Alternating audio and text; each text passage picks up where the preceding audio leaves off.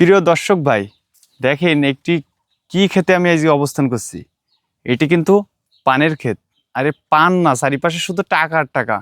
দেখেন, আপনারা দেখেন, এই যে একটা একটা পান, এ কিন্তু একটার দাম 5 থেকে 6 টাকা। চারিদিকে দেখেন এই কৃষক ভাই কি পরিমাণ টাকা আর টাকা, শুধু পান আর পান না, এগুলো টাকা আর টাকা। এই কৃষক ভাই এই পান ক্ষেত্রেতে 5 থেকে 6 লক্ষ টাকা খরচ করেছে, কিন্তু তিনি আশা করছেন তিনি 15 লক্ষ টাকা এই পান ক্ষেত থেকে তিনি আয় করবেন। তিনি একাধারে এই ক্ষেত থেকে 5 থেকে 7 বছর পর্যন্ত এই ক্ষেত থেকে পান নিতে পারবেন। এই পানের জাতটি হলো এলসি, যা এখন নাম করা একটি জাত। এই পানটি খেতেও অনেক সুস্বাদু। এই পানটি বিশেষ করে ঢাকা, চিটাগং এই লাইনের দিকে তিনি যান, চলে থাকেন। আপনারা দেখতে পাচ্ছেন এই কৃষক ভাই পানের ক্ষেতটি কি সুন্দরভাবে সাজিয়েছেন। নিচের দিকে দেখেন কোনো আগাছা কিচ্ছু নেই, এবং তিনি ওপরে ব্যবহার করেছেন পাটকাঠি এবং বিচালি, যা অনেক সুন্দর।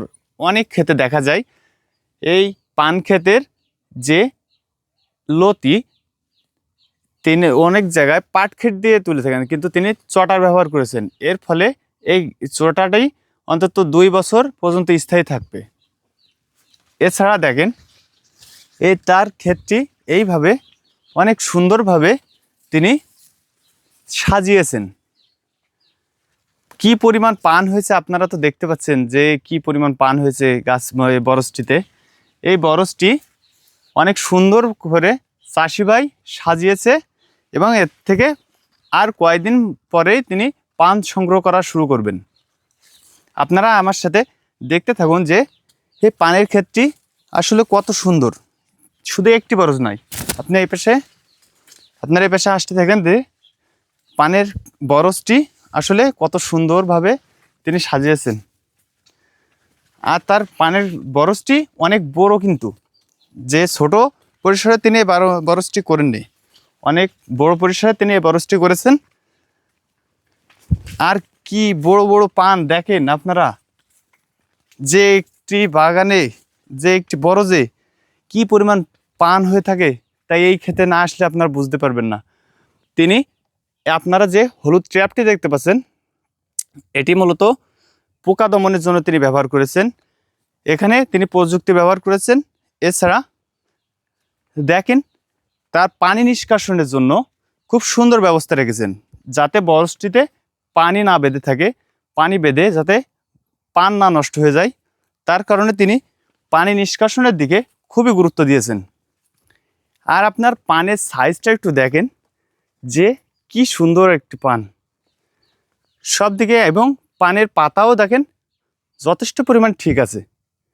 আর কিছুদিন বাদে তিনি এই পানগুলো সংগ্রহ করে বাজারজাত করতে পারবেন। আপনারা চাইলে এই চাষিভার মতন পানের বরজ করে স্বাবলম্বী হতে পারবেন।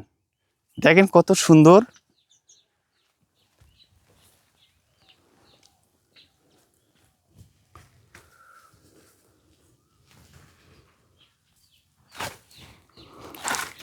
কত সুন্দরভাবে তিনি তার বরজটি করেছেন, এবং তিনি অলরেডি স্বাবলম্বী হয়েছেন। তিনি এই পান বিক্রি করে এবার এই বরজ থেকে 5 লক্ষ টাকা লাভ করার আশঙ্কা করছেন।